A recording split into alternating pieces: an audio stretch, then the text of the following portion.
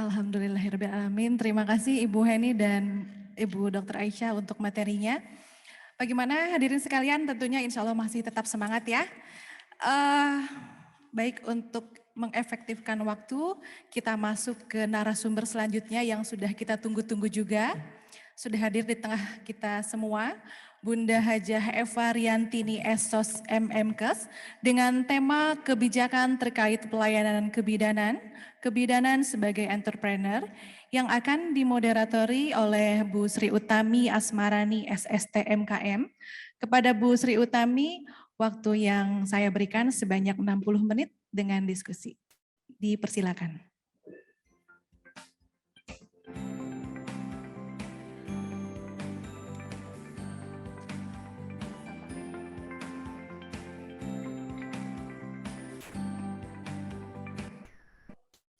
Ya, baik. Terima kasih kepada Ibu Aulia yang telah memberikan kesempatan kepada saya untuk sesi kedua di webinar kali ini.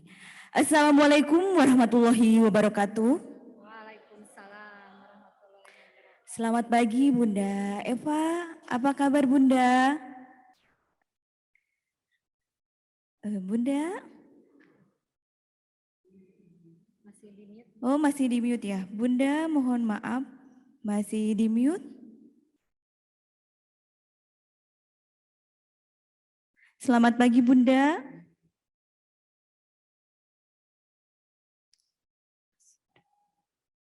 Ya, pagi. Assalamualaikum warahmatullahi wabarakatuh. Waalaikumsalam. Apa kabar Bunda? Sehat Bun? Alhamdulillah sehat. Semoga ibu-ibu juga sehat. Amin. Alhamdulillah. Alhamdulillah ya Bun ya, sehat selalu. Ya. Iya. Ya, selamat pagi juga kepada Bapak Ibu sekalian para peserta webinar. Assalamualaikum. Bapak Ibu masih tetap semangat ya untuk webinar yang kedua ini?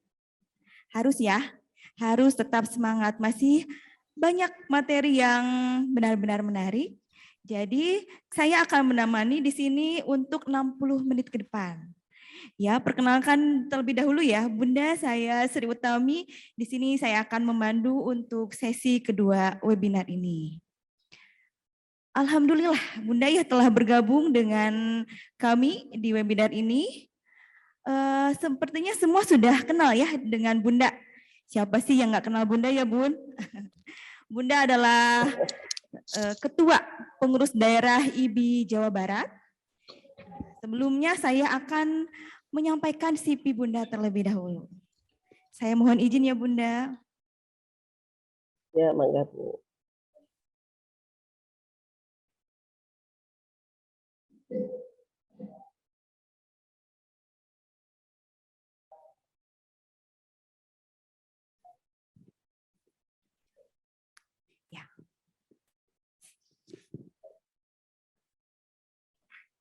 Ya, Bunda Eva ya.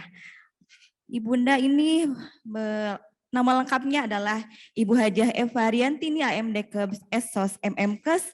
Beliau lahir di Tasikmalaya tanggal 2 November 1957. Beliau sekarang tinggal di Jalan Permai Raya nomor 50 Margahayu Permai Bandung. Untuk nomor telepon beserta emailnya sudah tertera di slide. Kemudian riwayat pendidikan beliau yaitu D3 Kebidanan Stikes Dharma Husada Bandung tahun 2008 sampai dengan 2010. Sarjana Sosial LAN Bandung tahun 2001 sampai dengan 2004. Magister Manajemen Kesehatan Jakarta tahun 2008. Kemudian riwayat pekerjaannya ini dimulai sebagai pelaksana perawatan RSHS tahun 1978 sampai dengan 1983. Dan untuk ini yang terakhir itu Kasih Kesga tahun 2004 sampai 2013. Untuk riwayat organisasinya, beliau sebagai Sekretaris Ikatan Bidan Indonesia Kabupaten Bandung tahun 1997 sampai dengan 2003. Kemudian Ketua IBI Kabupaten Bandung tahun 2003 sampai 2013. Dan Wakil Ketua 2 IBI Provinsi Jawa Barat sampai dengan 2018. Dan sekarang beliau menjabat sebagai Ketua PDIBI Jawa Barat tahun 2018 sampai 2023. Luar biasa sekali ya Bunda. Nah, saya mohon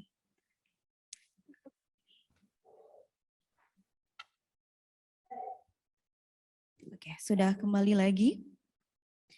Baiklah hadirin peserta webinar, mari kita sama-sama menyimak pemaparan dari yang terhormat Bunda Eva, yaitu tentang kebijakan terkait pelayanan kebidanan, bidan sebagai entrepreneur.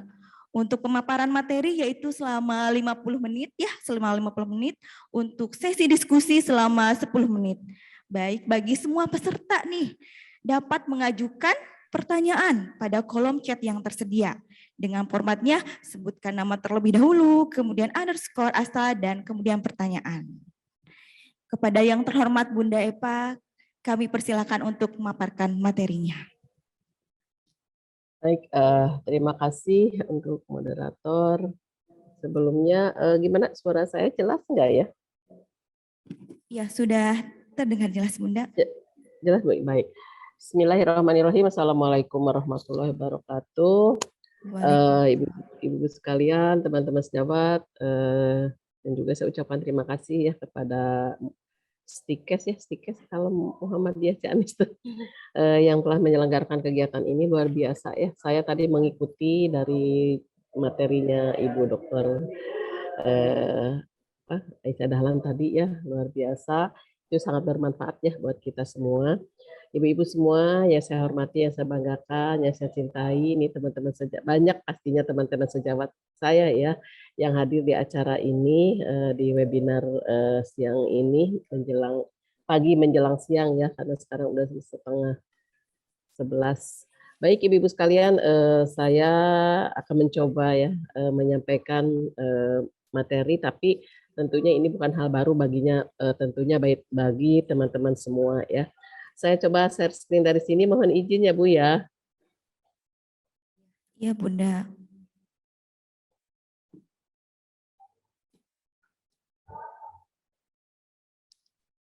Mudah-mudahan sudah kelihatan. Sudah terlihat Bun? Sudah ya? Iya, sudah terlihat Bunda.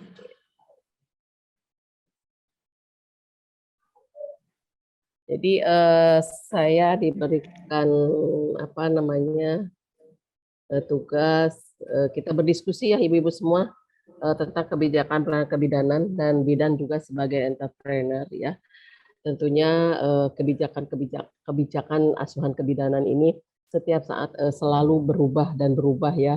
Nah, tapi perubahan itu tentu ada dasarnya. Bahwa perubahan yang kebijakan menjadi berubah itu biasanya ada juga hubungannya perubahan dengan undang-undang ya, peraturan-peraturan yang memang dikeluarkan oleh pemerintah. Nah, ibu-ibu sekalian yang saya hormati, yang saya banggakan, mengawali pertemuan ini, kita tahu ya bahwa saat ini masalah kesehatan ibu dan anak masih merupakan masalah krusial ya. Tentunya ya bukan AKI dan AKB biasanya selalu bicara setelah itu, apalagi sekarang diikuti dengan stunting dan lain sebagainya. Kemudian upaya untuk mengatasi hal tersebut salah satunya dengan memberikan pelayanan kebidanan yang bermutu tentunya. Dan itu harus ada upaya dari kita ya, dari kita secara pribadi dan juga secara organisasi. Kemudian pelayanan kebidanan yang bermutu adalah pelayanan kebidanan yang dilaksanakan oleh tenaga bidan yang kompeten tentunya memegang teguh falsafah kebidanan dan dilandasi oleh etika dan kode etik bidan. Nah, kemudian ada standar profesi, standar pelayanan, dan standar prosedur operasional, serta didukung sarana dan prasarana yang berstandar. Jadi kalau kita bicara kebijakan asuhan kebidanan, pasti saya akan selalu menyampaikan apa sih yang mendasari kita di dalam memberikan pelayanan. Nah, ada beberapa hal overview-nya di mana kebijakan kebidanan itu akan selalu ada perkembangan terkait kebidanan profesi bidan ya. Kemudian pelayanan kebidanan sendiri itu akan ada keterkaitan dengan konsep dasar dan penjelasan terkait pelayanan kebidanan, dan entrepreneur kebidanan sendiri itu adalah bagian dari tantangan inovasi ya dalam pelayanan kebidanan untuk meningkatkan kualitas pelayanan. Jadi antara kebijakan, pelayanan, dan juga entrepreneur ini tentu saja ada saling keterkaitan ya. Cuman ya mungkin nanti saya sampaikan untuk entrepreneur sendiri ya, di dalam kebijakan pelayanan kebidanan sendiri, apa sih yang terpenting bahwa kita itu bahwa kita itu harus fokus bahwa pelayanan kebidanan itu ada dasarnya, yaitu ada jelas kompetensinya. Gitu ya. Nah, untuk kebijakan profesi bidan sendiri, ibu-ibu sekalian, mohon maaf kalau saya selalu menyampaikan tentang regulasi, Ya, regulasi di sini yang pertama ada Undang-Undang Nomor 36 Tahun 2009, kemudian ada Undang-Undang Nomor 36 Tahun 2014 tentang tenaga kesehatan. Ini yang diatur bukan hanya bidan, tapi di sini yang diatur adalah tentang tenaga kesehatan.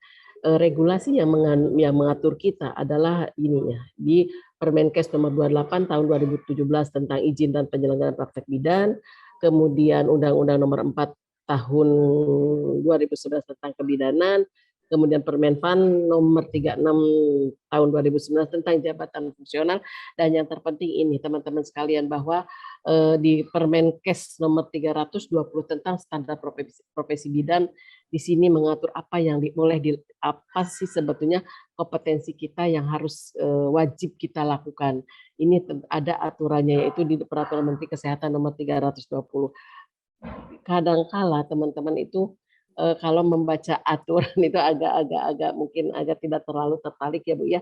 Tapi mudah-mudahan ibu-ibu saya menyarankan kepada ibu-ibu semua ini untuk teman-teman bidan ya, kalau misalkan saya kira untuk teman-teman profesi lain juga sama. Ada yang mengikat aturan kita di dalam memberikan pelayanan. Apapun inovasi kita itu selalu inovasi dalam pelayanan kita itu selalu tidak keluar dari kompetensi kita. Nah, kompetensi kita sendiri, nah untuk bidan ada di Peraturan Menteri Kesehatan Nomor 320 ya, dan mungkin untuk profesi lain juga sama. Nah, ini ibu-ibu sekalian, saya kira ini juga sudah sering saya sampaikan tentang substansi pengaturan ya, tentang Undang-Undang Nomor 4 tentang kebidanan. Di situ diatur tentang izin tentang pendidikan bidan, tentang izin praktek ya, kemudian tentang hak dan kewajiban, kemudian registrasi dan izin praktek, semuanya diatur di dalam undang-undang ini. Dan ibu-ibu sekalian yang saya hormati, yang saya banggakan, nah yang tadi saya sampaikan ibu-ibu sekalian, di dalam Peraturan Menteri Kesehatan Nomor 320 Tahun 2020 itu tentang standar profesi bidan. Standar profesi bidan di dalamnya yaitu mengatur tentang etik legal bidan dan juga kompetensi bidan. Itu diatur di dalam 320. Nah, untuk kompetensi bidan sendiri, ibu-ibu sekalian, teman-teman sejawat yang saya hormati, yang saya banggakan, ada 7 area kompetensi bidan. Apa saja ini 7 area itu, yaitu ada etik legal dan keselamatan pasien, ada komunikasi efektif, kemudian pengembangan diri dan profesionalisme, kemudian landasan ilmiah praktek kebidanan, keterampilan klinis dalam praktek kebidanan, promosi kesehatan dan konseling, serta manajemen dan kepemimpinan. Inilah ibu-ibu sekalian, teman-teman sejawat sekalian, ini betul-betul harus dipahami oleh kita. Ini adalah perubahan daripada kita di dalam asuhan kebidanan kita, bahwa ada 7 area kompetensi bidan yang memang tercantum di dalam Undang-Undang Nomor 320 Tahun 2020. Nah, ini skema susunan standar kompetensi bidan. Ibu-ibu sekalian yang saya hormati, yang saya banggakan, standar kompetensi bidan itu terdiri dari standar kompetensi lulusan pendidikan profesi bidan dengan sebutan bidan, kemudian standar kompetensi lulusan pendidikan diploma 3 kebidanan dengan sebutan ahli madya kebidanan. Inilah standar kompetensi bidan. Kita bisa lihat ini, ibu-ibu sekalian. Jadi kalau saat ini pendidikan bidan itu standarnya adalah lulusan vokasi, yaitu D3. Kemudian yang dari vokasi ini bisa melanjutkan ke profesi, dan sekarang itu memang profesi itu adalah menjadi jaminan untuk teman-teman kita yang memang praktek mandiri bidan. Nah, standar kompetensi apa sih yang membedakan standar kompetensi lulusan profesi dan standar kompetensi lulusan vokasi, yaitu ahli madya kebidanan? Inilah yang membedakan, bahwa untuk standar kompetensi bidan itu asuhan kebidanannya secara komprehensif ya. Sedangkan untuk ahli madya kebidanan itu asuhan kebidanannya secara esensial gitu. Jadi hanya di pelayanan kesehatan dasar. Itulah yang membedakan. Untuk itu kenapa saya mengajak teman-teman harus membaca Peraturan Menteri Kesehatan 320, itu yang nanti akan membedakan kompetensinya. Nah, nanti entrepreneurnya itu sebetulnya inovasi yang harus dibuat oleh teman-teman itu masuknya ada di mana gitu. Itulah yang nanti pastinya kita akan hubungkan. Nah, ini lingkup asuhan kebidanan sendiri, ibu-ibu sekalian yang saya hormati, ini untuk komponen kompetensi bidan, ini komponen untuk kompetensi ahli media kebidanan. Ini yang membedakan. Nah, ini ada diatur di dalam Peraturan Menteri Kesehatan nomor 320. Jadi tentunya ibu-ibu pastinya harus baca ya, karena kalau nggak baca pastinya teman-teman nggak akan tahu.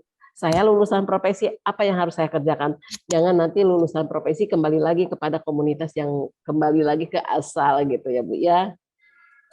Baik ibu-ibu sekalian yang saya hormati yang berbahagia, ini tujuan pengaturan penyelenggaraan kebidanan, meningkatkan mutu pendidikan bidan, meningkatkan mutu pelayanan kebidanan, memberikan perlindungan dan kepastian hukum kepada bidan dan klien, kemudian meningkatkan derajat kesehatan terutama kesehatan ibu, bayi baru lahir, bayi balita dan anak prasekolah ya. Nah, ini ibu-ibu sekalian yang saya hormati bahwa setiap tenaga kesehatan yang akan memasuki yang akan bekerja dimanapun ibu-ibu bekerja, mau di institusi pendidikan, mau di puskesmas, mau di rumah sakit, mau di klinik, mau di praktek mandiri bidan, pasti akan melalui proses ini. Ini adalah kebijakan di dalam asuhan pelayanan kebidanan, yaitu melalui proses sertifikasi, registrasi dan lisensi ya. Nah, sertifikasi ini bisa dilakukan di institusi pendidikan itu untuk teman-teman yang baru lulus sekolah. Kalau kita teman-teman yang sudah jadi bidan tentunya melalui mengumpulkan 25 SKP. Setelah itu kita akan melakukan pendaftaran ke KTKI, nanti bentuk fisiknya adalah STR dan kemudian apabila kita mau praktek memberikan pelayanan yaitu lisensi, yaitu surat izin praktek ya ibu-ibu sekalian. Nah, inilah ibu-ibu proses ini harus selalu ditempuh. Dan di dalam Undang-Undang Nomor 36 Tahun 2019 dikatakan bahwa setiap tenaga kesehatan yang akan memberikan pelayanan itu harus mempunyai STR. Itu ya, berarti itu menjadi kewajiban kita bukan hanya bidan tapi seluruh tenaga kesehatan yang tercantum di dalam Undang-Undang Nomor 36 Tahun 2019 ya. Baik Ibu sekalian, nah ini untuk pendidikan, bahwa pendidikan kita itu Ibu sekalian ya, pendidikan kita itu standarnya adalah vokasi, yaitu D3, ya. Kemudian ada akademi, sarjana, magister, doktor, kemudian profesi. Nah, kemudian lulusan program sarjana D4 kebidanan dapat melanjutkan program pendidikan profesi. Kemudian lulusan pendidikan vokasi yang akan menjadi bidan, lulusan pendidikan profesi harus melanjutkan program pendidikan sarjana atau setara sarjana ya. Kemudian tadi ini tentang sertifikasi ya Bu ya. Sertifikasi ini di institusi pendidikan yaitu lulus pendidikan, lulus uji kompetensi ya, kemudian registrasi diberikan oleh KTKI berlaku selama 5 tahun dan izin praktek ini di PMK 28 2017 ya. Ini adalah dikeluarkan oleh kabupaten kotanya masing-masing. Nah, ini untuk SIPB ibu-ibu bahwa memang kebijakannya bahwa surat izin praktek bidan itu 2, tapi kalau untuk praktek mandiri itu hanya boleh 1 ya. Yang satunya adalah untuk bekerja di fasilitas pelayanan kesehatan lainnya. Nah, ibu-ibu sekalian yang saya hormati, yang saya banggakan, sedikit saya sampaikan tentang pelayanan kebidanan sendiri ya, bahwa pelayanan kebidanan itu adalah suatu bentuk pelayanan profesional yang merupakan bagian dari integral dari sistem pelayanan kesehatan yang diberikan oleh bidan secara mandiri, kolaborasi dan atau rujukan. Kemudian fasilitas pelayanan kesehatan. Nah, Vaskes sendiri adalah suatu alat dan atau tempat yang digunakan untuk menyelenggarakan upaya pelayanan kesehatan baik promotif, preventif, kuratif dan rehabilitatif yang pelayanannya dilakukan oleh pemerintah dan oleh masyarakat. Nah, ibu-ibu sekalian yang saya banggakan, kita praktek mandiri bidan ini adalah bagian dari Vaskes yang dilakukan oleh masyarakat. Jadi tempat praktek mandiri bidan sekarang istilahnya berubah lagi, Bu. Dulu BPS, kemudian BPM, kemudian PMB, sekarang TPMB, yaitu tempat praktek mandiri bidan adalah fasilitas pelayanan kesehatan yang diselenggarakan oleh bidan lulusan pendidikan profesi untuk memberikan pelayanan langsung kepada klien. Ya, jadi ini. Kemudian asuhan kebidanan sendiri adalah rangkaian kegiatan yang didasarkan pada proses pengambilan keputusan dan tindakan yang dilakukan oleh bidan sesuai dengan wewenang dan ruang lingkup prakteknya berdasarkan ilmu dan kiat kebidanan. Ini adalah asuhan pelayanan kebidanan itu sendiri ya. Paling enggak teman-teman paham gitu ini ya. Dan ini sebetulnya semuanya ada di dalam Undang-Undang Nomor 4 tentang kebidanan ya. Nah, ini peran dan tugas pokok ya, peran dan tugas ya. Penyelenggaraan praktek kebidanan itu ada tugas dan wewenang, ada peran. Nah, tugas wewenang sendiri yaitu pelayanan kesehatan ibu, pelayanan kesehatan anak, pelayanan kesehatan reproduksi perempuan dan KB, pelaksanaan tugas berdasarkan pelimpahan wewenang, pelaksanaan tugas dalam keadaan keterbatasan tertentu. Nah, bagaimana dengan perannya? Perannya itu sendiri yaitu memberi pelayanan kebidanan, pengelola pelayanan kebidanan, penyuluh dan konselor, pendidik, pembimbing dan fasilitator klinik, serta penggerak peran serta masyarakat dan peneliti.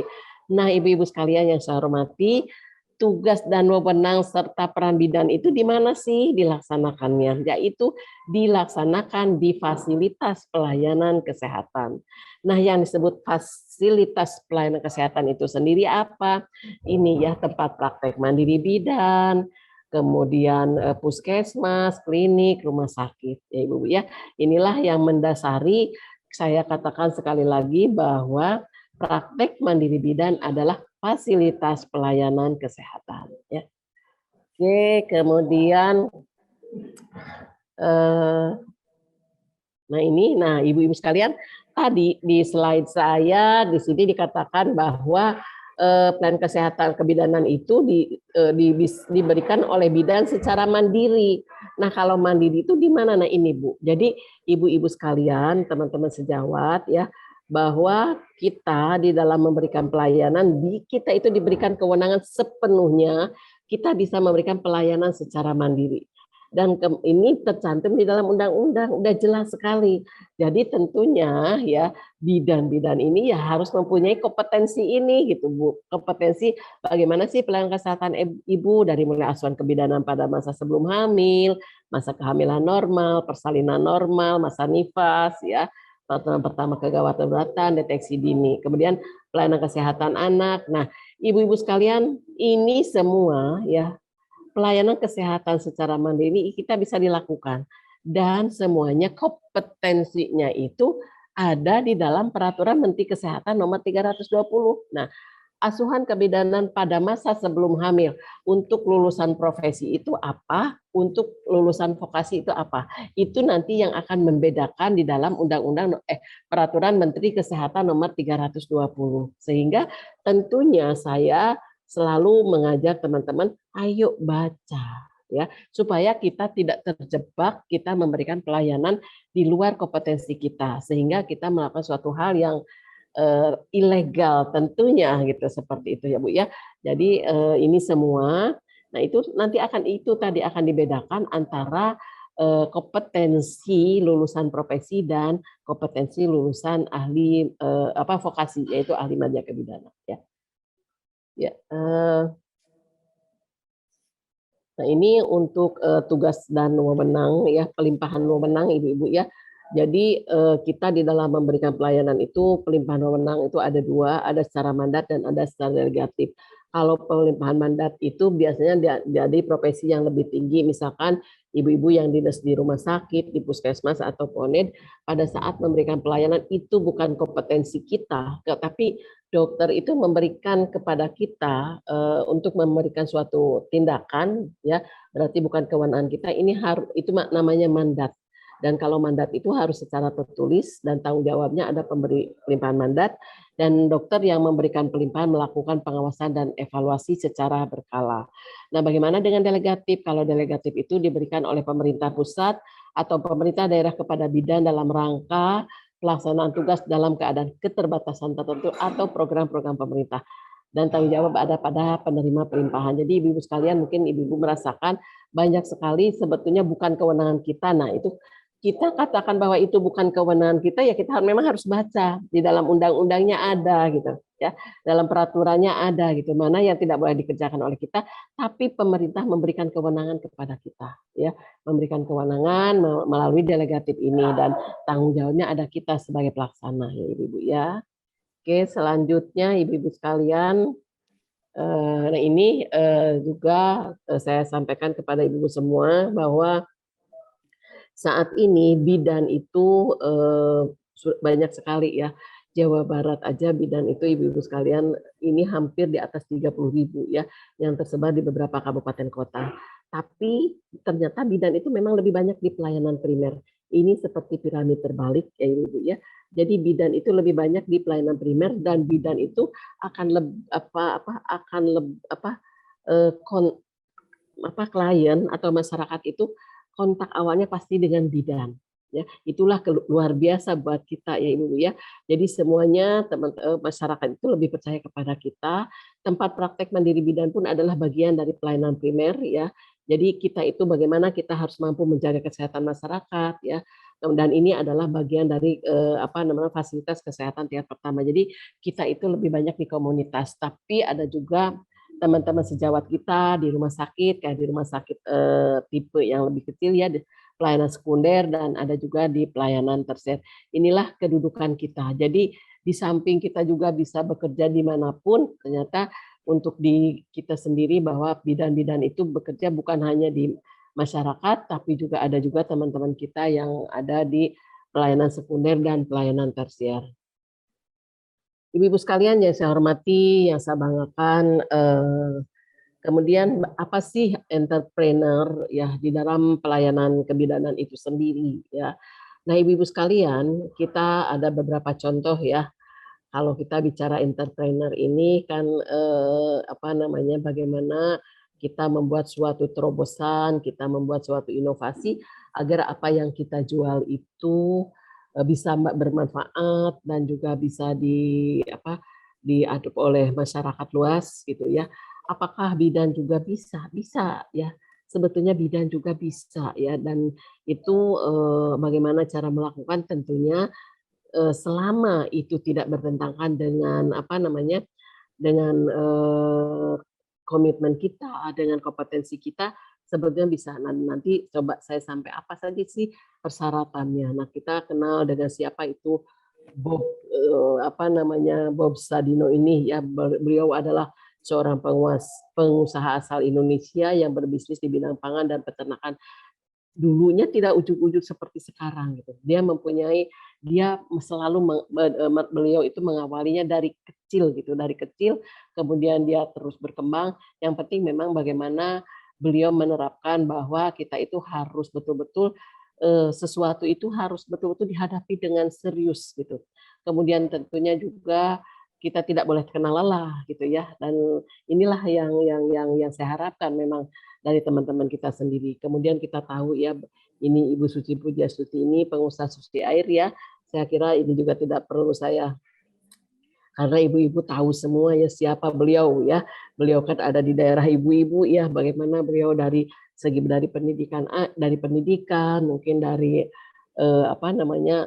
tapi dia mempunyai komitmen. Yang penting memang komitmen bahwa sesuatu kita mempunyai niat yang baik tentunya ya, niat yang baik, kemudian tanamkan rasa ikhlas dan jujur, semuanya akan bisa tercapai. Kemudian ada Kalista Rizky ya, di sini beliau ini ada seorang bidan di rumah sakit, bisnis bergerak di bidang kecantikan ya, keterampilan dan kuliner. Salah satu usahanya ada berupa homemade wedding shoes ya, bagaimana dia memperkenalkan sesuatu yang memang dia seorang bidan ya, tapi juga dia bisa mempromosikan apa yang dia punya. Kemudian USC Aprilia, bidan praktisi, bidannya maksudnya tentang general birth ya. Ini adalah sebagian kecil saja yang bisa saya tampilkan. Ibu-ibu mungkin lebih banyak mengenal ya entrepreneur yang luar biasa. Yang penting bahwa kalau kita mau hasilnya bagus, kemudian kita mau berhasil, tentunya salah satunya bagaimana kita harus bersifat jujur ya, kemudian kita juga mempunyai komitmen dan juga ikhlas, tentunya ikhlas karena juga kita tidak pernah lupa dari Allah ya yang selalu membimbing kita. Tadi ya ibu dokter Aisyah Dahlan begitu menyampaikan begitu luar biasa ya, itu adalah bekal buat ibu-ibu semua ya di dalam memberikan pelayanan. Nah, ibu-ibu sekalian, jadi entrepreneur ini kita tahu saat ini ibu-ibu bahwa kemajuan teknologi ini menyebabkan perubahan di semua sektor, termasuk dalam pelayanan kebidanan, gitu ya. Jadi perubahan itu sangat cepat. Di masa pandemi ini, bahkan di masa pandemi ini beberapa banyak hal yang membuat bukan kita bersyukur adanya pandemi, tidak seperti itu. Tapi ternyata dengan pandemi ini banyak hal yang membuat kita menjadi lebih terbuka, kita lebih melek. Bayangkan aja yang tadinya mungkin kita tidak tahu bagaimana cara menggunakan IT yang tertatih-tatih ya, termasuk saya ibu-ibu ya, termasuk saya dulu kalau mau Zoom seperti ini saya nggak berani seperti hari ini. Saya hari ini ada di Subang, tapi dulu saya nggak berani, Bu. Saya selalu harus ada teman-teman atau misalkan yang memang lebih mampu tentang teknologi. Tapi saat ini saya ada di Subang, saya ternyata alhamdulillah ya, itu hanya salah satu contoh aja ini. Jadi kemajuan teknologi ini memang menjadi bukan hanya perubahan di sektor pelayanan kebidanan, di semua sektor. Di semua sektor itu menyebabkan banyak sekali perubahan ya. Kita tahu ya untuk pemeriksaan kebidanan pun ya banyak sekali yang mungkin selama ini kita tidak terlalu tidak terlalu peduli ya, tapi tidak terlalu karena kita menganggap bahwa cukup dengan apa yang sekarang kita punya ya, padahal kita harus selalu mengikuti perkembangan ya. Kemudian kita tahu ibu sekalian bahwa bidan sebagai ujung tombak dalam pemberian pelayanan pada perempuan, bayi, balita, serta perannya yang tadi saya sampaikan dalam pemberdayaan masyarakat harus memiliki inovasi layanan baru pada praktek mandiri yang diselenggarakan untuk meningkatkan kualitas pelayanan prima ya. Jadi ibu-ibu sekalian, maksud di sini bahwa kita di dalam memberikan pelayanan memang harus kita harus berpedoman kepada aturan kita. Tadi saya katakan peraturan Menteri Kesehatan nomor 320 adalah aturan betul-betul kompetensi kita ada di situ ya.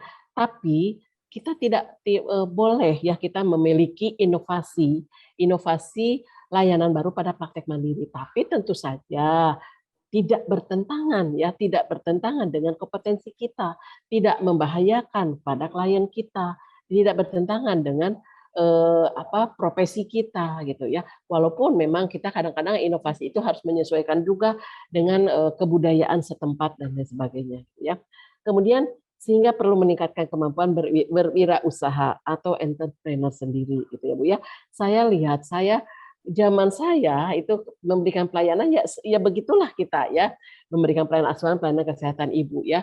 Sekarang lihat teman-teman sejawat saya yang memang luar biasa ya, bagaimana dia mampu meningkatkan usahanya, pelayanan praktek mandirinya itu dengan menerapkan entrepreneur yang memang dibutuhkan oleh klien. Tapi sekali lagi, saya juga seringkali kecewa dengan teman-teman, kadang-kadang teman-teman itu melupakan kompetensinya gitu. Saya sangat tidak berharap seperti itu. Kompetensi kita itu udah jelas, ada peraturannya, ada undang-undangnya. Entrepreneur itu bagaimana kita menggabungkan antara kompetensi kita dengan wirausaha kita yang memang itu adalah inovasi buat kita di dalam memberikan pelayanan. Ya. Nah itu apa itu entrepreneur? Entrepreneur sendiri di mana seseorang yang mengembangkan perusahaan dengan berbagai inovasi, mereka mengelola bisnis sekaligus menanggung resiko kesuksesannya. Jadi memang kalau seorang entrepreneur itu harus siap dengan segala keberhasilannya, tapi juga siap dengan segala kegagalannya. Itu juga harus disiapkan gitu. Itu kalau kita bicara entrepreneur. Tapi kegagalan itu biasanya akan menjadi suatu pembelajaran ya buat seseorang dalam untuk mencapai sesuatu hal yang lebih baik lagi. Ya. Baik, nah untuk bidan entrepreneur sendiri, ibu-ibu sekalian, teman-teman yang saya hormati, seorang bidan yang membuka praktek mandiri dapat disebut juga sebagai entrepreneur, ya Bu ya. Jadi ini adalah bagian dari usaha kita, gitu ya, usaha kita. Orang berusaha menjual produk, ada jualan ya segala macam produk. Bidan itu menjual jasa, ya, menjual jasa. Jadi praktek mandiri itu adalah bagian dari entrepreneur. Bahwa saya praktek itu adalah bagian dari entrepreneur tadi ya. Nah itu tadi siap juga membuat kita akan berhasil lebih baik, atau juga mungkin ada teman-teman yang merasa aduh kok begini-begini aja sehingga belum apa-apa sudah sudah merasa ini ada suatu kegagalan gitu kan, seperti itu. Kemudian entrepreneur adalah seorang yang memiliki keahlian, ya, memiliki keahlian. Keahlian kita adalah dibilang asuhan kebidanan. Kemudian kita jual keahlian itu melalui jasa kita. Kemudian kita memulai menawarkan ide hingga komoditas, yakni layanan jasa. Saat ini dengan kemajuan teknologi, ibu-ibu sekalian, juga itu tadi di masa pandemi ini kita menjual jasa kita itu bisa melalui teknologi dengan IT tadi, dengan bagaimana kita menjual dengan online. Bahkan teman-teman juga ya, banyak kelas ibu saja sekarang bisa dilakukan melalui online. Itu adalah juga bagian daripada entrepreneur kita ya.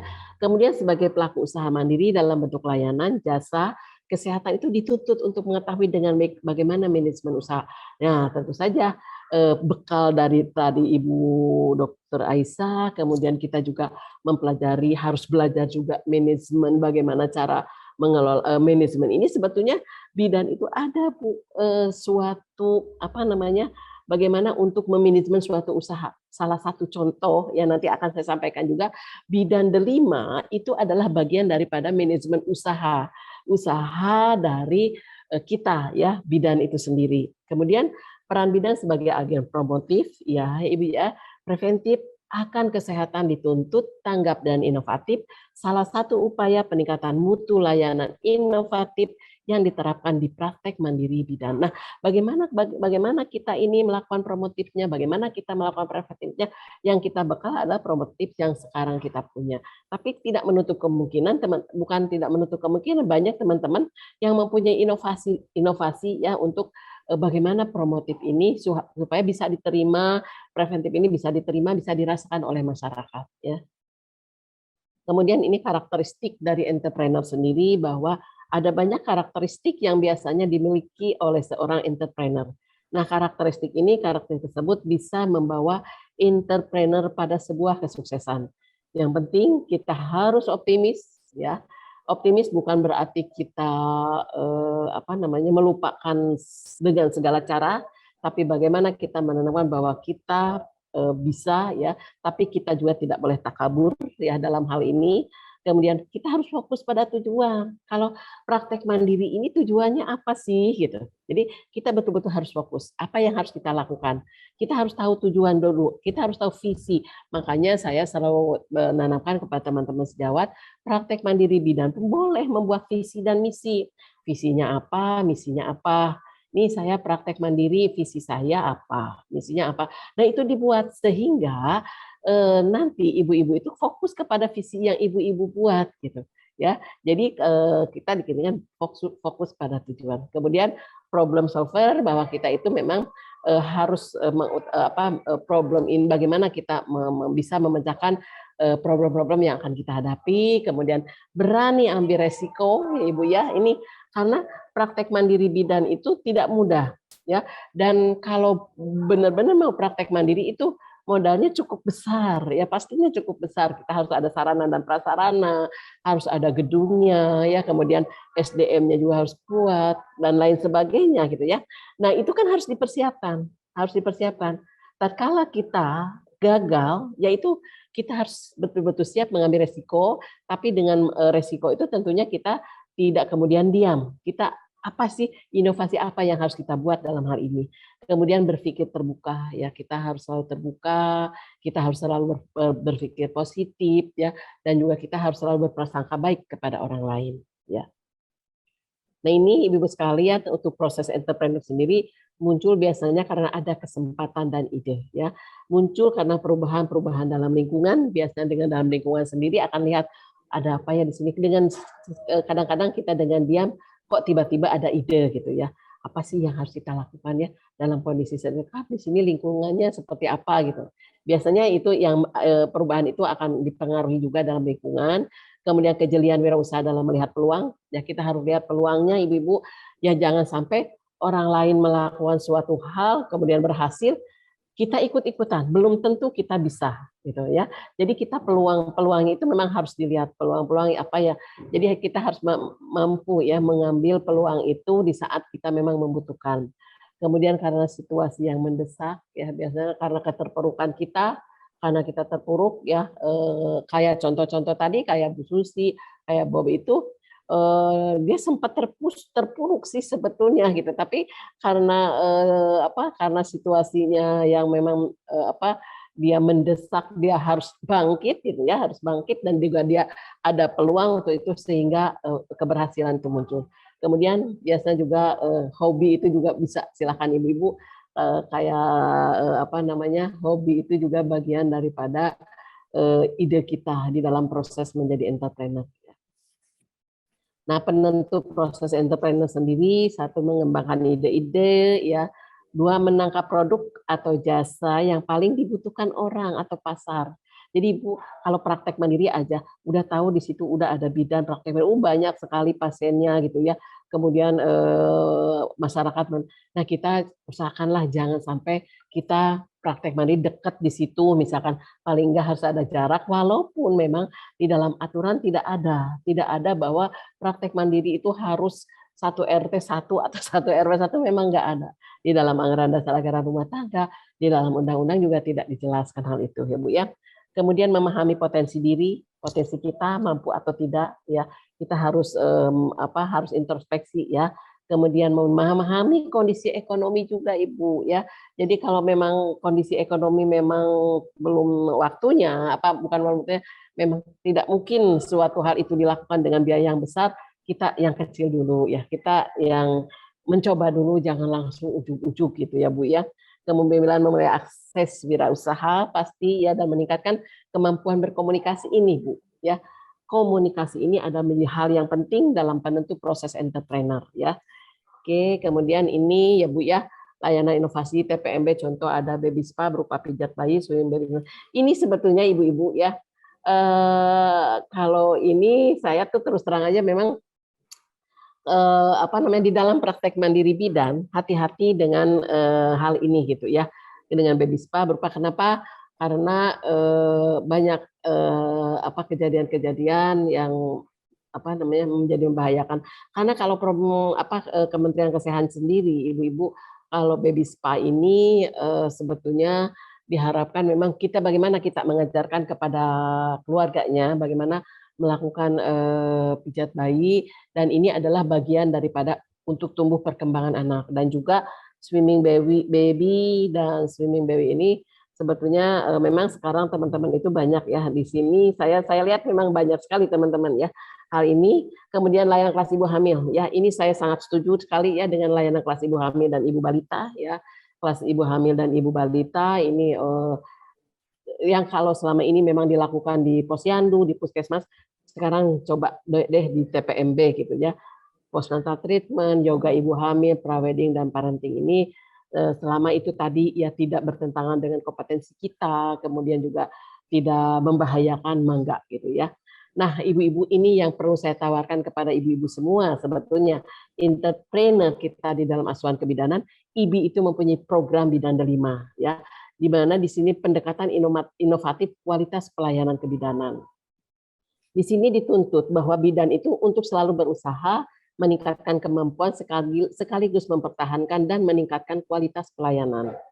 Yang kedua, melalui pelayanan berkualitas, pelayanan yang terbaik dan terjangkau yang diberikan oleh bidan itu, kepuasan pelanggan baik kepada individu, keluarga, dan masyarakat dapat tercapai.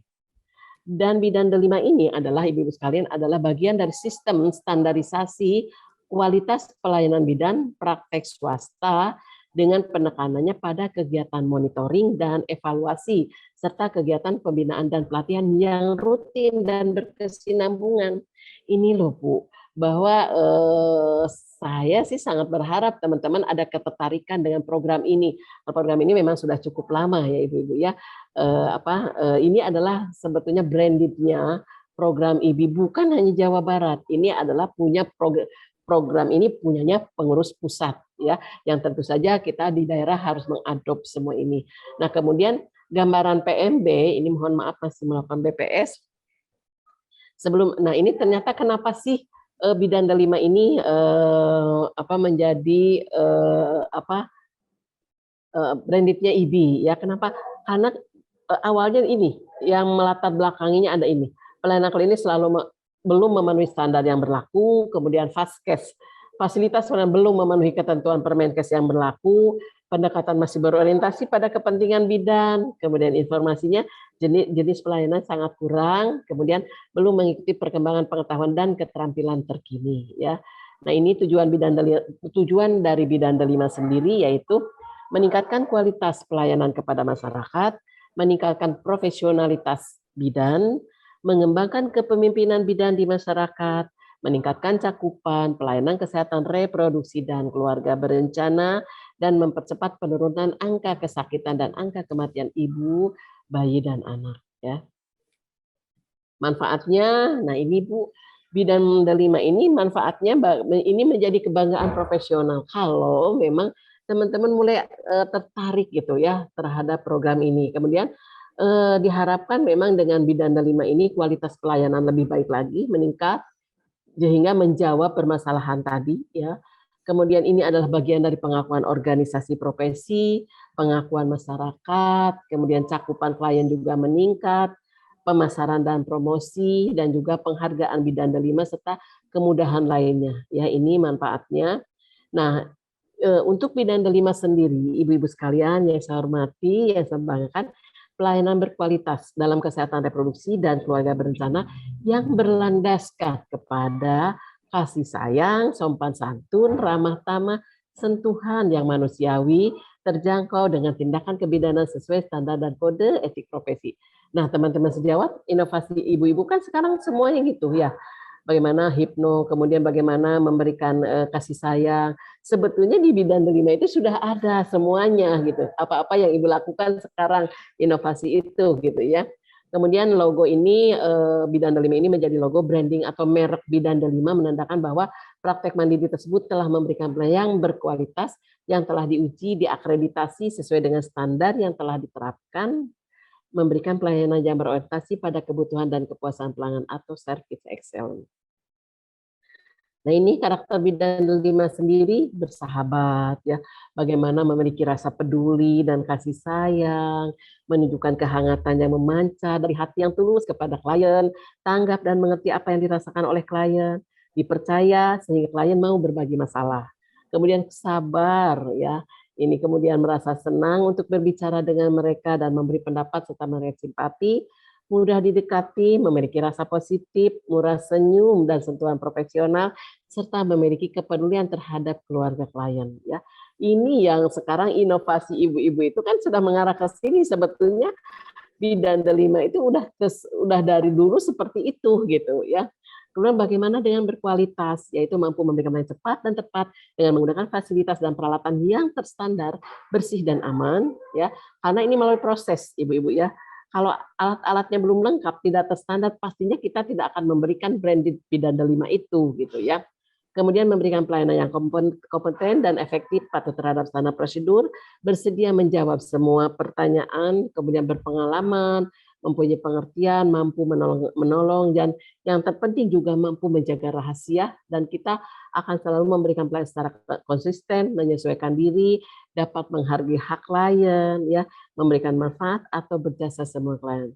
Kemudian handal itu pastinya mandiri, menjunjung tinggi etika profesi dan jujur dalam melakukan tugasnya, mau berjuang, meraih sukses dan mendukung teman sejawat, berusaha mewujudkan tujuan profesinya berdasarkan orientasi pelayanan dan orientasi kepuasan klien, ya Ibu. Nah, untuk praktek berbisnis sendiri, ini adalah nilai luhur dari Bidang 5, yaitu memiliki jiwa wirausaha yang berbeda dan unik. Ini sebetulnya Bu, ini adalah Bidang 5 ini bagian dari entrepreneur ya, bagaimana wirausaha ini berbeda tentunya. Kenapa? Karena kita itu udah jelas berbeda di sini, bagaimana kita memberikan pelayanan yang berkualitas kepada klien. Unik di sini bahwa kita ini bisa memberikan bukan hanya kepada seorang ibu, tapi juga pada bayi dan juga masyarakat ya. Dan tentu saja tidak ada perbedaan dalam pelayanannya. Ini sebetulnya kita itu sudah dibekali oleh organisasi tentang praktek berbisnis dengan tadi ya, bagaimana handal kualitasnya ya, mempunyai nilai luhur dari praktek ini. Nah, Bidang 5 ini Ibu sebagai branding, pencantuman merek pada suatu barang jasa merupakan salah satu upaya untuk memberikan kesan tertentu sehingga konsumen atau klien dengan mudah dapat mengenal, kemudian mencoba mengkonsumsi dan akhirnya loyal terhadap barang dan jasa yang ditawarkan. Jadi seperti ini Bu, bidan delima itu kalau dicontohkan dalam makanan itu, misalkan Ibu membeli fried chicken di Bandung itu akan sama pelayanannya, kualitasnya itu dengan di Jakarta misalkan seperti. Jadi bidan delima itu diharapkan memang seperti itu.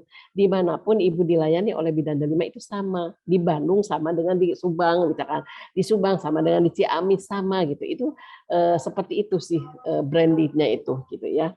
Kemudian, nah ibu-ibu sekalian, kesimpulan saya sedikit simpulkan bahwa kewirausahaan ini dalam pelayanan kebidanan adalah sebuah mindset ya dan metode yang harus dikuasai oleh seorang bidan sebagai entrepreneur dalam memulai dan atau mengelola sebuah usaha praktek profesional PPMB dengan mengembangkan kegiatan-kegiatan berbasis kreativitas dan inovasi yang dapat memenuhi kebutuhan klien, keluarga, dan masyarakat untuk kemajuan atau keberhasilan praktek profesional kebidanannya.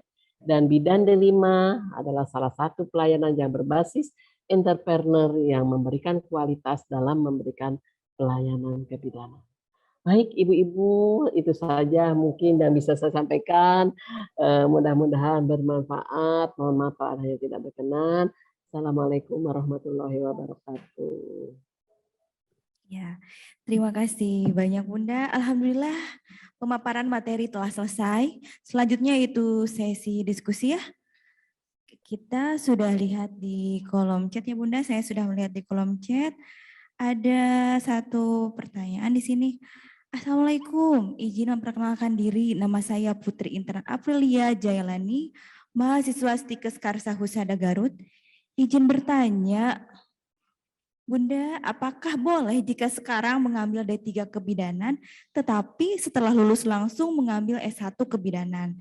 Dan bagaimana menurut Bunda menjadi seorang bidan yang berkualitas bagi masyarakat? Terima kasih Bunda, wassalamualaikum. Itu untuk pertanyaan pertama Bunda. Oh mohon maaf, saya izin dulu Bunda, apakah mau ditampung dulu untuk pertanyaannya atau mau langsung dibahas Bunda? Saya suka lupa ya. Oh iya. Saya lagi pulpen ini. Pulpen. Bunda. Berarti langsung. Kalau gitu saya jawab aja Bu ya, biar nggak lupa saya ya. Iya, baik Bunda. Iya. Ya, soalnya saya nyari pulpennya nggak ada. Itu gimana ya? Oke. Jadi Teh jawab pertanyaan bagus sekali ya. Sekarang kan beliau siapa namanya tadi Teh? Namanya siapa tadi? Namanya Putri Bun. Oh, Putri. Teh Putri, sekarang kan masih ada di pendidikan vokasi ya di Karsa Husada ya. Jadi gini, kalau misalkan Teh Putri nanti lulus tahun 2000 berapa lah gitu, itu sebetulnya boleh lanjut ya, melanjutkan pendidikan, apakah mau ke S1 kebidanan atau setara sarjana. Setara sarjana di sini adalah vokasi yaitu D4, tapi D4-nya tentunya D4 yang memang harus satu paket dengan profesi gitu. Tidak ada lagi sekarang kan D4 klinis, D4 pendidik gitu ya. Jadi Teh Putri silakan aja, boleh kok mau lanjut sekolah ke S1 karena mungkin saya kira memang kalau yang masih muda-muda itu saya kira mending sekolah lang dulu ya sambil supaya kita pengetahuan kita juga lebih dalam lagi gitu ya.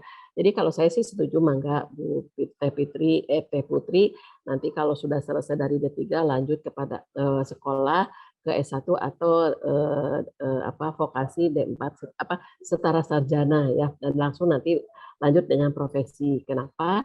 Karena pasti Teh Putri ini kan mau praktek ya. Kalau praktek nanti kan di tahun 2026 itu kan harus lulusan profesi ya, harus lulusan profesi. Kenapa?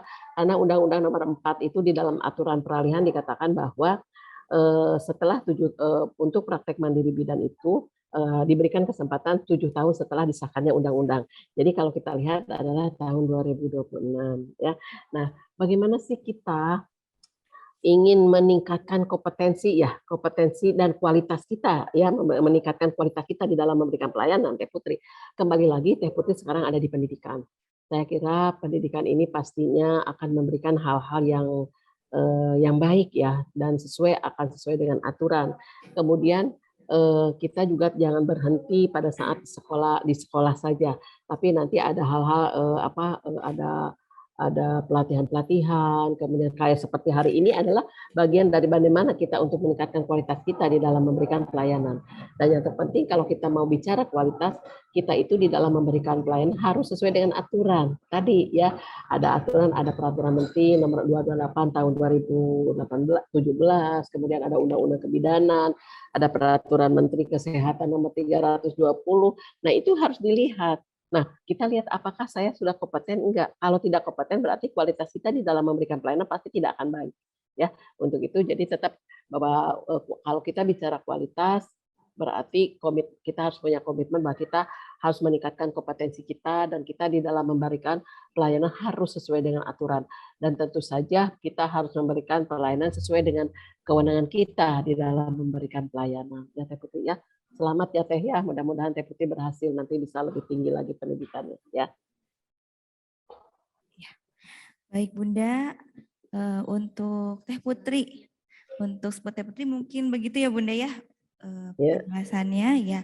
Untuk pertanyaan selanjutnya, Assalamualaikum warahmatullahi wabarakatuh. Ibu, perkenalkan saya Ita Sulastri, mahasiswi D3 Kebidanan Universitas Muhammadiyah Tasikmalaya. Izin bertanya Bunda, bagaimana strategi yang dilakukan oleh Bidan 5 dalam peningkatan kualitas pelayanan profesionalisme bidan praktek swasta? Terima kasih Ibu. Wassalamualaikum warahmatullahi wabarakatuh. Waalaikumsalam warahmatullahi wabarakatuh ya. Jadi sebetulnya Teh Bidan 5 itu sendiri adalah betul ya memberikan pelayanan yang berkualitas.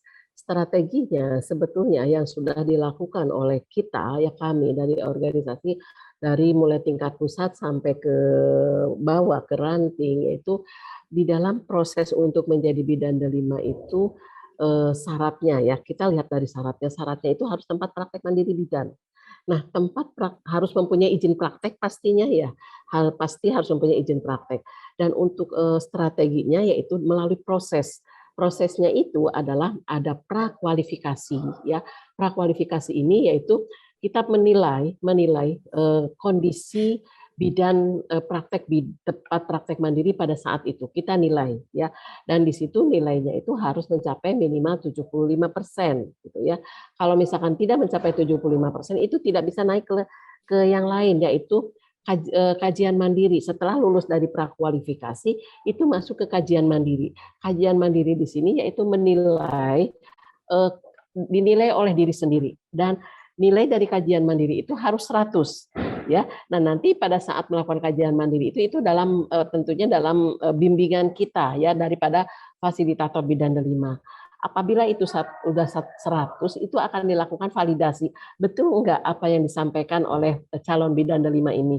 Nah, setelah divalidasi ternyata hasilnya juga sama 100%, baru kita nyatakan bahwa dia adalah menjadi Bidan 5.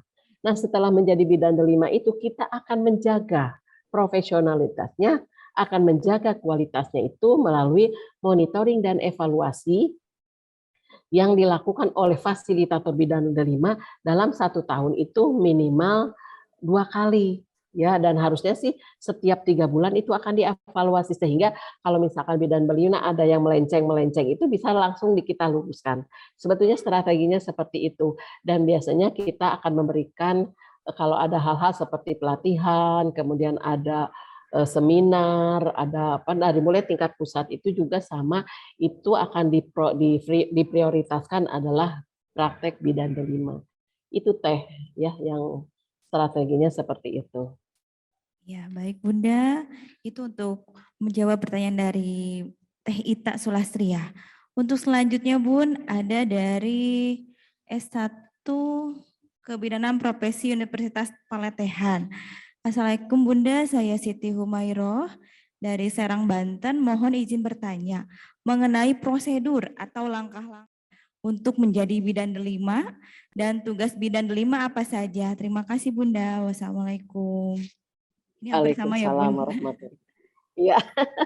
Jadi Bidan 5 itu sebetulnya Ibu Teh siapa tadi namanya saya lupa tuh. Siti Humairoh, Bun. Nah, Bu Siti, Teh Siti, ya. Jadi kalau untuk menjadi bidan delima itu yang penting adalah tadi ya praktek mandiri mempunyai izin praktek.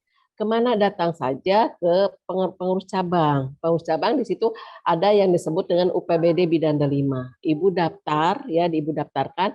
Biasanya yang dilakukan itu setelah pendaftaran Bidan Delima itu akan ada suatu workshop ya kepada calon bidan delima itu pertemuan dan kita akan sampaikan apa yang harus apa itu tentang bidan delima ya semuanya akan disampaikan ya dan itu langsung nanti lanjutkan dan prakomunikasi. Sebetulnya daftarnya sangat mudah gitu. Hanya itu aja sih tinggal Ibu mempunyai izin prakteknya masih berlaku datang kepada UPBD Bidan Delima yang ada di kabupaten kota. Nanti prosesnya akan ditindaklanjuti oleh UPBD-nya sendiri. Karena masing-masing kabupaten kota sudah ada UPBD-nya, ada manajernya gitu, ada manajer bidan delimanya gitu ya Teh Siti ya. Kemudian apa sih yang pelayanan ya tadi ya pelayanannya apa? Sebetulnya pelayanannya sih sama aja Teh, sama aja sih pelayanannya tidak ada perbedaan. Tapi yang membedakan mungkin saya sih sangat berharap memang yang membedakan itu sarana dan prasarananya. Kemudian tadi yang disampaikan tadi pada saat sampaikan bagaimana kita untuk menjual itu kan kita menjual jasa, bagaimana kita harus mempunyai wawasan yang luas, kemudian kita harus ramah kepada klien, kemudian juga kita kompetensi kita sebetulnya kalau untuk pelayanannya sih sama Teh. Pelayanannya itu sama seperti kembali lagi kalau pelayanan itu kepada Undang-Undang Nomor 4 tentang Kebidanan. Tadi yang saya sampaikan tugas kita di dalam pelayanan asuhan kebidanan secara mandiri tadi. Sebetulnya kalau kepelayanannya tidak ada berbeda, cuman yang membedakan bahwa kita bidan delima itu lebih baik ya.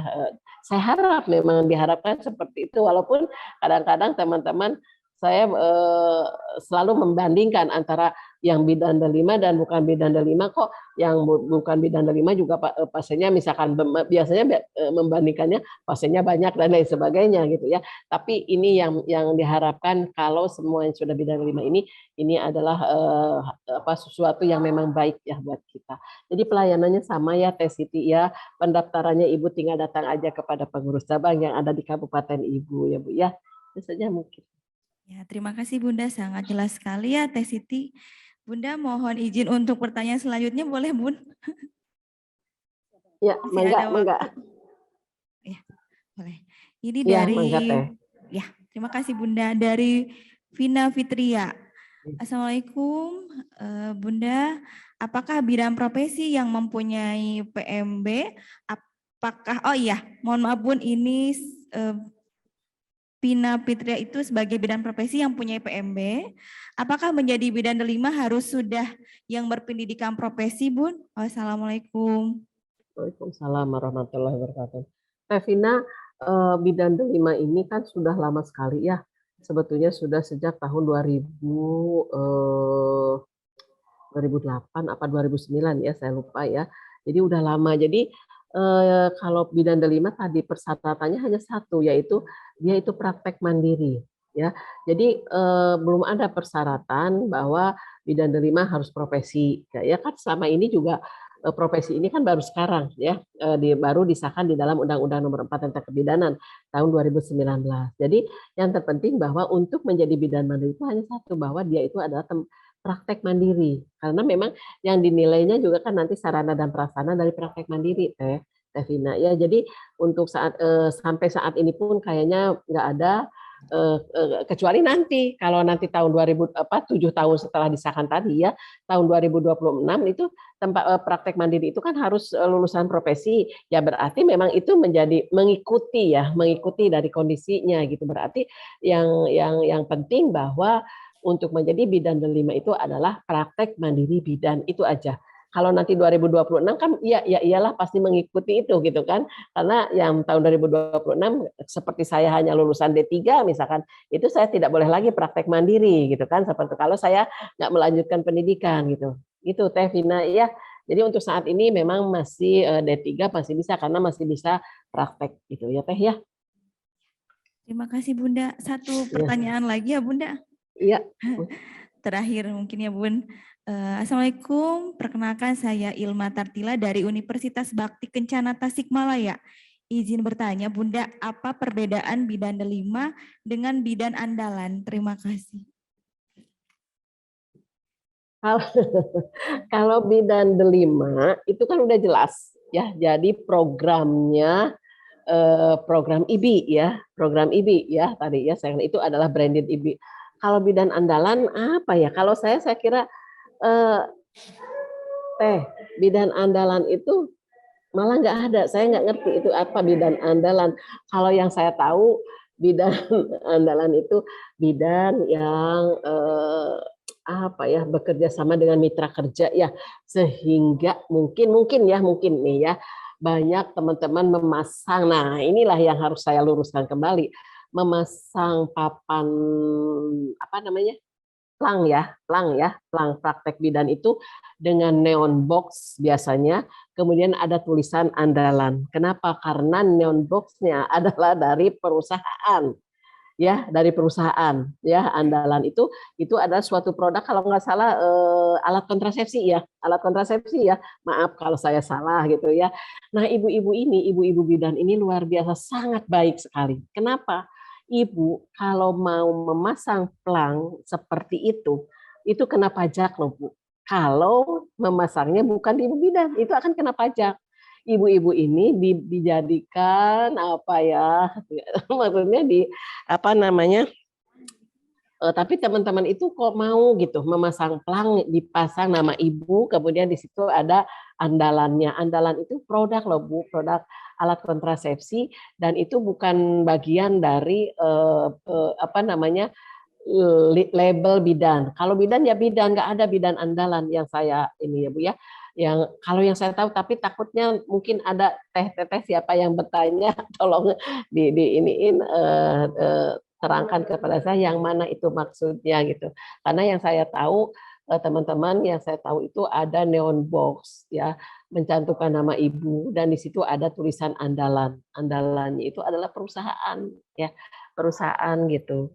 Ya, jadi sangat jauh bedanya pasti dengan kalau bidan delima kan udah jelas. Bidan delima ini adalah produknya IBI ya, produk IBI, brandednya IBI ya, yang harus inilah yang harus kita apa namanya, coba kita ikuti, kita mencoba teman-teman mempelajari, kemudian teman ada ketertarikan untuk menjadi bidan delima. Itu mungkin teh bidan andalan, mungkin teteh ada yang bisa menyampaikan. Ya, terima kasih Bunda. Baik hadirin peserta webinar yang berbahagia, alhamdulillah rangkaian sesi diskusi untuk materi kedua di webinar ini sudah terlaksana dengan baik. Saya akan sedikit menyimpulkan hasil pemaparan materi yang telah disampaikan Bunda Eva, yaitu terkait kebijakan pelayanan kebidanan, bidan sebagai entrepreneur ya. Jadi apakah bisa nggak sih bidan sebagai entrepreneur? Ya seperti entertain ya, itu bisa ya, bisa asalkan satu pertama tadi kata Bunda ikhlas karena Allah menjalankan peran kita sebagai bidan. Kemudian satu, kompetensi harus apa ya, menggabungkan antara inovasi kita, tentang kompetensi kita dengan wirausaha yang akan kita laksanakan. Jadi kompetensi yang sesuai standar diinovasikan sesuai kebutuhan klien berdasarkan perkembangan zaman pada saat ini. Ya, terima kasih Bunda. Kemudian kami juga ucapkan terima kasih banyak kepada narasumber ya Bunda Eva, kepada para peserta hadirin sekalian yang sudah sangat antusias luar biasa ya atas pemaparan materi dari Bunda juga yang sangat luar biasa, ilmu yang sangat bermanfaat bagi kita semua. Terima kasih, mohon tepuk tangannya terlebih dahulu untuk semuanya. Alhamdulillah. Kemudian mohon maaf Bunda, saya mau minta izin Bunda untuk berkenan menerima sertifikat dari kami yang akan diberikan oleh Ketua Penyelenggara Ibu Nelly Sunarni. Mangga.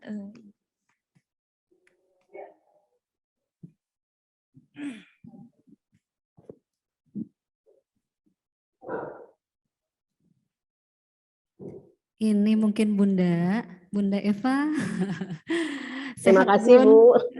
Alhamdulillahirabbil alamin. Iya, ini tidak ada apa-apanya ya Bun, hanya sebuah Terima sertifikat. kasih, Tapi jazakallah. Allah Subhanahu wa taala yang akan membalas Amin ya kebaikan Allah. Bunda, ilmu yang disampaikan oleh Bunda. Mudah-mudahan sehat terus ya Bun ya. Amin ya Allah ya Rabbal alamin. Terima Ya, kasih. sekali lagi terima kasih Bunda atas waktunya, atas ilmunya. Terima kasih, jazakallah Ya. khairan katsira. Sehat semua ya sama-sama ibu-ibu. Bun.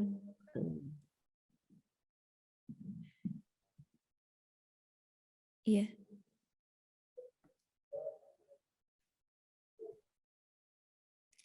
Baik Bunda, terima kasih. Untuk selanjutnya ada pemberian door prize. Dan yang akan beruntung nih untuk dari beberapa pertanyaan. Alhamdulillah ya banyak sekali dari mulai pertanyaan pertama dan terakhir. Kami dari panitia sudah memilih untuk yang sudah memberikan pertanyaan. Dan yang beruntung kami ucapkan kepada Teh Ita Sulastri. Selamat ya kepada Teh Ita Sulastri. Mangga Teh Ita mohon menghubungi panitia melalui kolom chat yang sudah tersedia. Oke, untuk sebelumnya mungkin foto bersama terlebih dahulu dari narasumber dan semua peserta. Untuk slide pertama mungkin ya, untuk semuanya yang mau action, menampilkan senyuman yang manis dan cantik, atau mungkin ada bapak-bapak, mangga. Ya, slide pertama, 1, 2, 3. Untuk selanjutnya slide kedua, 1, 2, 3. Untuk selanjutnya, 1, 2, 3. Oke, baik. Terima kasih dan akhirnya saya Sri Utami mohon pamit undur diri. Terima kasih atas perhatiannya. Mohon maaf yang sebesar-besarnya atas segala kekurangan. Saya kembalikan kepada Ibu Aulia. Nasrun minallah wa fatun qorib wa basyiril mu'minin. Assalamualaikum warahmatullahi wabarakatuh. Waalaikumsalam.